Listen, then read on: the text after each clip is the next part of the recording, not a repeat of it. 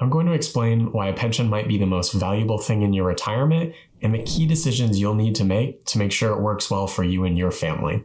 I'm also going to share near the end one of the major mistakes I see people make and why it can't be undone and why it's really important to get it right. And lastly, if you don't have a pension or you don't anticipate having one in retirement, at the end, I'm going to talk about how you can actually create one in your own retirement. So stay tuned. If you're new here, I'm Elliot Apple, founder and financial planner of Kindness Financial Planning. And today we're talking all about pensions and how valuable they can be. The first thing to keep in mind about pensions is that it reduces probably the amount that you need to save for retirement. So let's take the example of a married couple. They're approaching retirement and one person has been working for, let's call it state government in this situation, and they're going to earn a pension of $5,000 per month or roughly $60,000 per year. The other married person in this situation is not going to have that pension, and they're both going to have Social Security, each of $3,500 per month. So in total, they're going to have that $60,000 plus $42,000 per year for each of them, or $144,000 total in regular income between their pension and Social Security. So you can think about this as an income floor. No matter what they do each month, as long as that pension and Social Security continue to pay out, they're going to have $144,000 per year that they get to spend. I'm curious, in the comments down below, tell me how a pension has impacted your life. I'd love to hear your story. If you use the 4% withdrawal rule, and I am using air quotes because I don't like calling it a rule, but you're probably familiar with it as the 4% withdrawal rule, which roughly means that you can spend 4% of your assets per year adjusted for inflation. So what this means though is if you're trying to spend $60,000 per year, you need roughly $1.5 million to recreate that if you're going to go off that 4% withdrawal rule. So this pension that's creating $60,000 per year, you can think of that as almost having an asset. It's not accessible to you, but an asset that is worth roughly $1.5 million.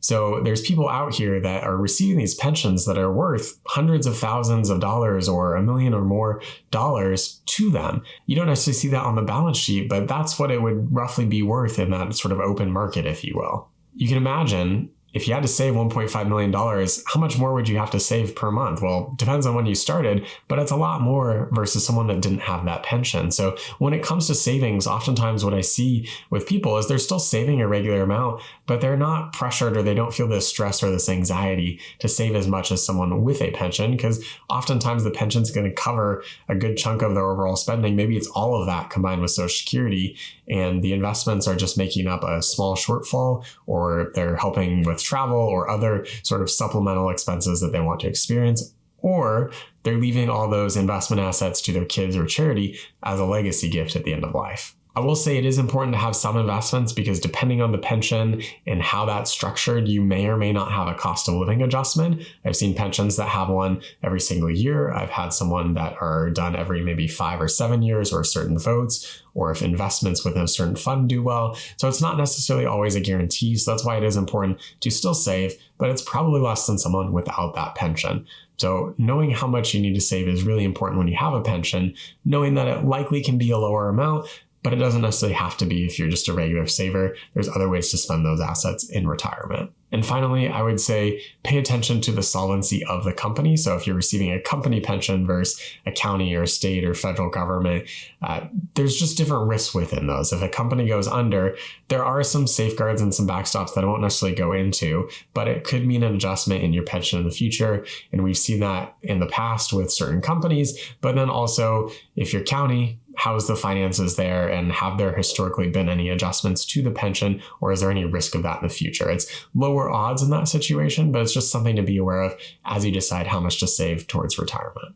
The next reason a pension is really important and some key decisions you need to make around it are when you can retire. And this is a big one. There's people who start really early in careers and maybe they put in 20 or 30 years and that's enough to receive a pension. There are others that approach a certain age and maybe they decide to take a pension a little bit early and there's a cut to that. And you can often look at tables to see how much of a cut that is. And it's really important to look at as a future retiree because sometimes staying an additional year or two, there's an inflection point where you can get quite a bit more if you just hang on for that year or two. So go out there and look at the table to see, okay, if I stay one more year, how does that affect things? And on the other side of things, maybe staying an additional year doesn't really add very much, in which case retiring sooner is more important. Generally, though, I see people, particularly if they start their careers early, they're able to retire earlier with this pension because they have that floor. Some even go on to have a second or third career in the private sector, oftentimes, and are able to build up those investments knowing they have that pension at retirement to support them.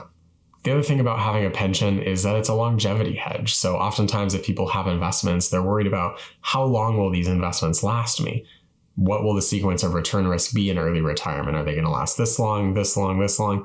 With a pension, you don't necessarily have to worry about that because as long as the company, county, state, federal government, whoever it is, stays solvent, you're going to receive that for your entire lifetime. So it removes some of that anxiety or that risk of how much do I have saved up, knowing I'm just going to get that steady paycheck every single month from my pension. The other thing a pension does for you is it allows you to take more risk with your investments. Not that you need to take more risk. There's certainly people who don't want to necessarily take more risk, but you often have the option. If we go back to the example earlier of that person getting a $60,000 a year pension and saying, hey, that's rough, that's worth maybe $1.5 million if we're using that 4% withdrawal rule.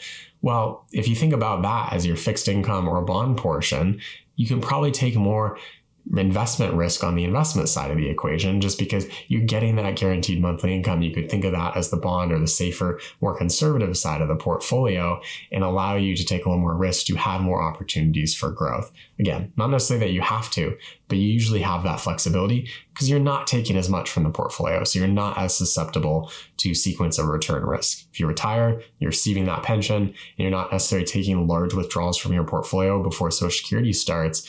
You don't have to worry that maybe the market goes down 40% because again, you have that pension, you know where that income's coming from. Whereas someone who is living off the investments, they usually can't take as much investment risk. They usually want more conservative assets to support that bridge in early retirement before they start collecting Social Security and the demand on the portfolio goes down.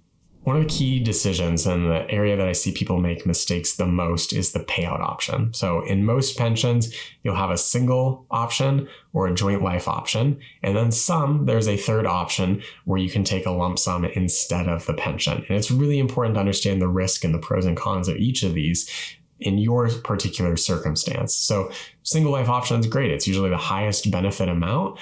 But the downside here is if you pass away early, your spouse is not going to receive any of that benefit. And that's a huge risk. When I meet with people, oftentimes they're not prepared to change their level of spending in retirement if someone passes away early. So you can imagine in a really worst case scenario, imagine day one, you decide to take your pension and on day two, you pass away. Well, maybe the statistical life expectancy was that you live another 20 or 30 years, but here you are and you left your spouse without any of that pension income. That's a huge risk. And that's why oftentimes there has to be a really, really solid reason for me to be able to take that single life. Otherwise, I'm a huge proponent of the joint life option. And there's different, sometimes it's 100% survivorship, 75, 55, whatever it is. I really like generally claiming the highest one possible because it's going to guarantee that income for the longer of your two lives. So no matter if you pass away early, your spouse will continue to receive that benefit. Now, some people will take that single life and the difference between the single and the joint life, they'll use that income or a portion of that they're receiving extra to go buy life insurance. So if they pass away early, they can leave that income. But again, you're sort of recreating that lump sum option, if you will, that if you pass away early, now your spouse is left with a pool of assets, which is a better situation than nothing, but it's not that guaranteed pension income that they were used to. So just pay special attention to the claiming options with there. And then the last thing to consider is the lump sum.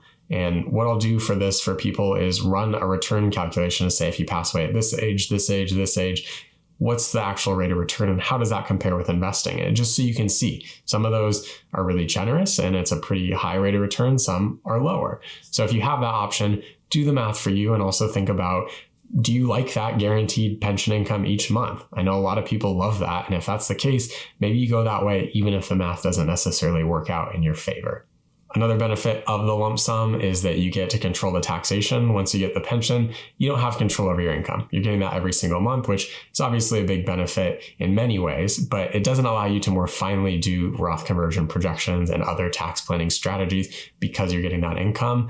But it does allow you to choose the investments that you want to choose and open up a whole swath of options. So there are pros and cons to that lump sum, and it really comes down to the person and their financial situation on which option they want to take. But pay attention attention to that and which option you take and how you're protecting your family if you were to pass away early. And finally, if you don't have a pension, but you're interested in creating one, there are different ways to do this.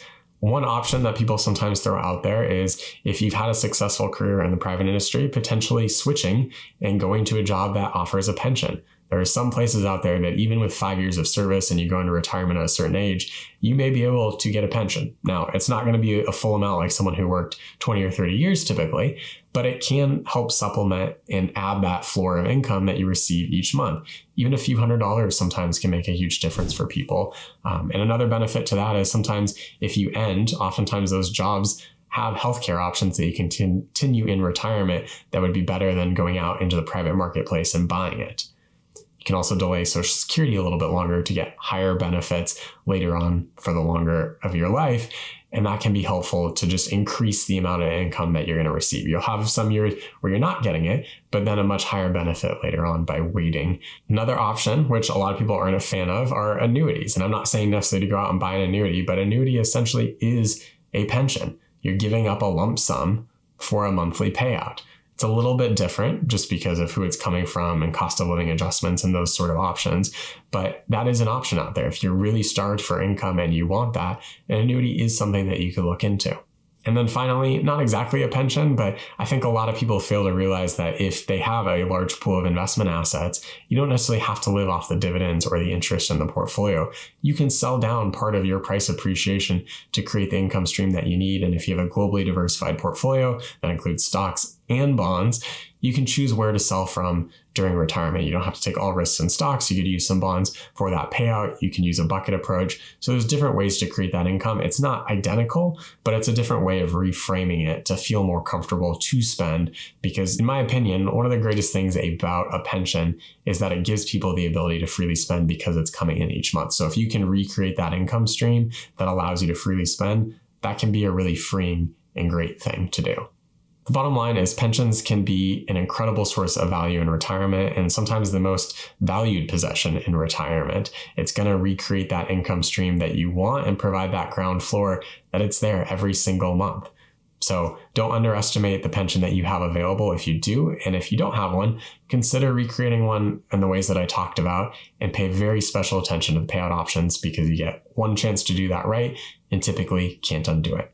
Thanks for watching. If you found value in this video, click like and subscribe to this channel. Thanks.